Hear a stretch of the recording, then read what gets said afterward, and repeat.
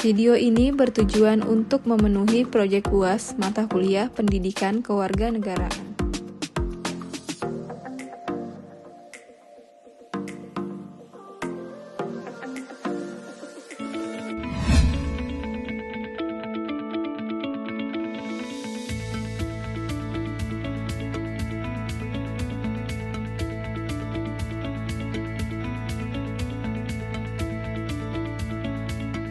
Revolusi industri keempat atau Industry Revolution 4.0 kini menjadi perbincangan banyak pihak. Pemerintah, industri, dan perusahaan mengerahkan segala persiapan untuk menghadapinya. Namun apa sebenarnya revolusi industri keempat itu? Sederhananya, revolusi industri keempat adalah bagaimana teknologi seperti kecerdasan buatan, kendaraan otonom, dan internet saling memengaruhi kehidupan manusia.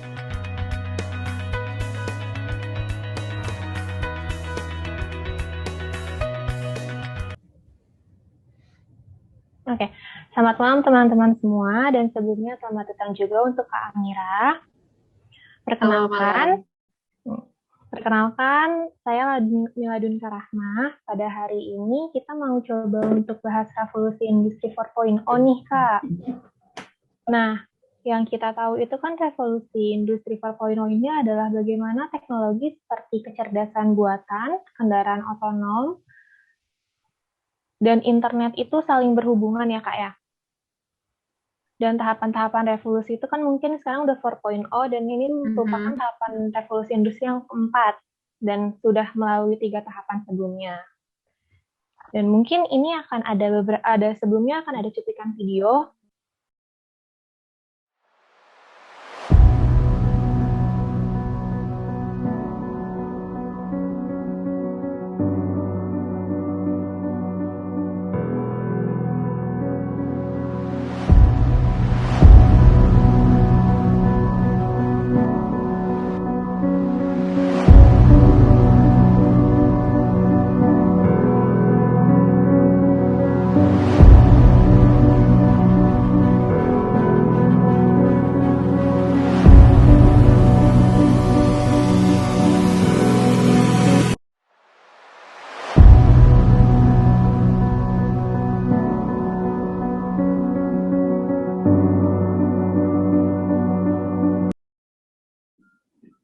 Nah, tadi kan kita udah nonton videonya ya, Kak. Terus dari kami tuh sebenarnya mau diskusi nih soal revolusi industri 4.0 ini. Apalagi kan kita sebagai generasi muda kan sangat berpengaruh kan dalam perkembangan revolusi industri ini. Terus dari kelompok kami ada beberapa pertanyaan yang ingin kami sampaikan, Kak. Jadi kan saya ada satu pertanyaan sih. Kan Kak Amira sebagai sekarang lagi masih termasuk generasi muda lah ya, Kak. Masih. Kak, apa sih tantangan Kak Amira untuk menghadapi revolusi industri 4.0 ini untuk generasi muda? Dan gimana sih caranya untuk ngebangkitin semangatnya si generasi muda ini untuk menghadapi revolusi industri ini? Oke, thank you pertanyaannya, Mil ya. Mungkin kita juga udah sering lihat di berita sih ya, kalau yang namanya revolusi industri dan teknologi yang semakin tinggi, itu kan jadi kayak ada sisi baiknya, ada sisi buruknya. Sisi baiknya semuanya tuh jadi serba nyaman, kita hidup jadi serba fleksibel, memudahkan banget nih kita untuk hidup kan. Tapi sisi buruknya adalah orang tuh selalu nggak suka sama yang namanya teknologi makin advance, karena nanti segala macam sumber daya manusia diganti jadi mesin, jadi automation gitu kan. Jadi sih menurutku sih mungkin nggak ada satu jawaban apakah ini buruk atau bagus kali ya. Jawaban itu cuma satu, yaitu kita harus bisa beradaptasi sih. Itu jadi mungkin sekarang kalian senang banget nih hidup dan tumbuh di zamannya semua serba advance, internet gampang banget diakses, semua serba mobile, sekali ada pertanyaan apapun bisa buka HP, buka Google, that's it gitu kan. Sisi sisi yang challenging-nya sih menurutku generasi kalian itu akan sangat highly kompetitif nantinya, itu sih. Dan menurutku sih tadi pertanyaannya juga ada kayak gimana sih kita menumbuhkan semangat revolusi industri ya kalau nggak salah. Caranya adalah sebenarnya tetap keep your eyes and mind open sih gitu sih, pasti global thinking kalau itu make sense, karena segalanya pasti akan selalu berubah sih, dan kita gimana bisa survive di kehidupan yang serba nggak pasti dengan gimana sih kita bisa survive dengan beradaptasi. Lebih ke adaptasi berarti ya Kak itu. Oke, mungkin malah Kak Amira, Mbak Dunka udah selesai? Udah. Udah ya, soalnya saya tertarik nih sama pernyataannya Mbak Amira, bahwa kita harus beradaptasi, terus kita juga become this is a competitive between kita semua gitu ya. Nah ya, saya jadi tertarik untuk menanyakan, berarti kan untuk berkompetisi kita harus memiliki kemampuan ya Mbak Amira, dan kemampuan yang kita tahu ada hard skill, ada soft skill gitu ya. Kalau dari Mbak Amira sendiri, ada nggak sih kira-kira masukan atau mungkin saran gitu ya, gimana kita harus meningkatkan kemampuan apa nih dari soft skill atau mungkin hard skill agar kita bisa ikut berkompetisi dan beradaptasi gitu Mbak Amira. Oke. Thank you pertanyaannya. Sebenarnya kalau kita ngomongin soft skill sama hard skill, biasanya tuh yang sangat akan highly kompetitif tuh biasanya orang-orang ngarah ke hard skill ya sih. Jadi dia istilahnya tuh ada yang namanya STEM, dan itu akan sangat highly kompetitif. Tapi in the future bidang-bidang hard skill itulah yang akan yang akan diotomasikan. Jadi yang akan bisa diganti sama robot, sama AI segala macam. Jadi kalau misalkan kalian pasti tahu ini kan, tahu Alibaba lah ya, Alibaba dari Amazonnya, Tokpednya Cina lah gitu. Dia tuh foundernya yang namanya Jack Ma, dan aku tuh suka banget sama dia pernah bilang hal yang sangat inspiratif. Dia sempat bilang bahwa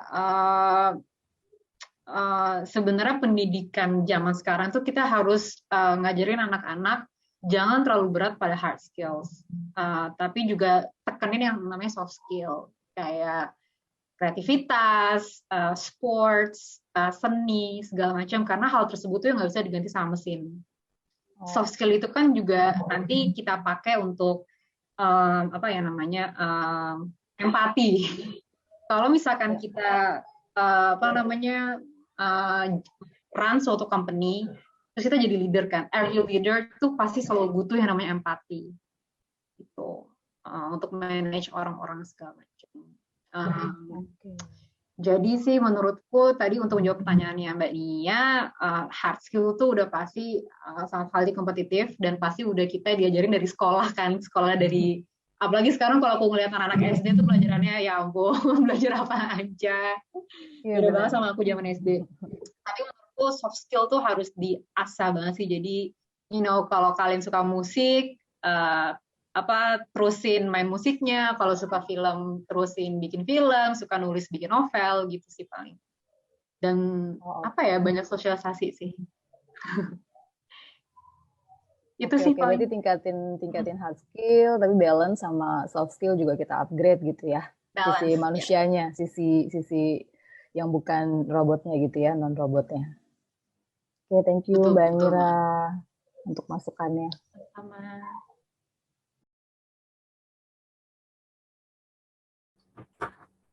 Kak, tadi kan udah ini ya, diskusi soal soft skill sama hard skill segala macam. Nah, sekarang aku mau nanya dari segi budaya sama pendidikan.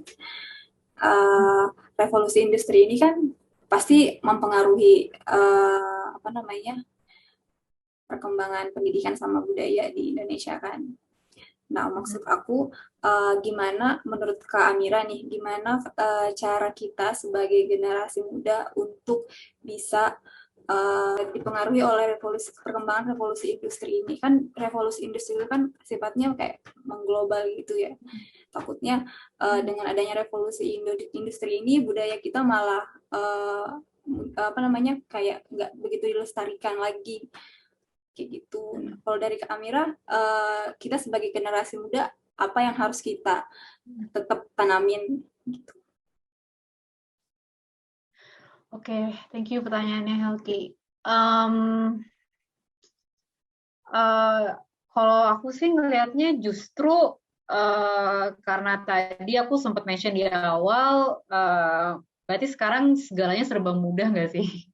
Serba mudah, serba mengglobal. Aku kan dulu sekolah International Relations HI, dan kata yang sering banget muncul tuh adalah sekarang tuh jadi borderless world, jadi dunia yang udah nggak ada batasan sama sekali, dari negara per negara, kota per kota nggak ada batasan sama sekali. Jadi menurutku sih dengan situasi kayak gitu, revolusi industri di mana semua serba mudah, serba connected, justru itu bisa kita pakai sebagai kesempatan sih untuk bisa lebih memperkenalkan budaya Indonesia misalkan, untuk bisa lebih promosi budaya Indonesia. Kalau misalkan kita ada concern, wah segala macam serba global, serba musik-musik barat segala macam. Tapi kita bisa loh pakai platform kita sendiri, platform global, Instagram, Facebook, YouTube, untuk membahas dan melestarikan budaya kita sendiri. Walaupun mungkin challenge-nya adalah anak-anak muda sekarang less interested kali ya sama budaya sendiri misalkan. Nah itu masalahnya kan beda lagi kan gitu. Tapi supposedly sih revolusi industri menurut aku bukan threat sih, dia bukan ancaman untuk matinya budaya tradisional. Kalau itu maksudnya healthy. Menurutku sih tambahan satu lagi sih, gimana kita bisa siap-siap nih revolusi industri, biasakanlah tanya sih. Jadi kalau kita ngerasa ada yang kok kayak gini sih, masih nggak ngerti deh kenapa dia kayak gini gitu, kenapa kita harus kayak gini, tanya aja gitu, what's the reason, what's the purpose, gitu sih paling. Udah ada, masih ada yang mau nanya atau gimana? Udah cukup? Udah cukup ya? Iya Kak Amira, mungkin karena keterbatasan waktu kita juga ya, dan makasih banyak sebelumnya Kak udah nyempetin waktu dan berbagi ilmunya. Dan ini udah ngejawab pertanyaan dari kita semua. Mungkin cukup sekian ya Kak ya. Terima kasih banyak Kak untuk waktunya.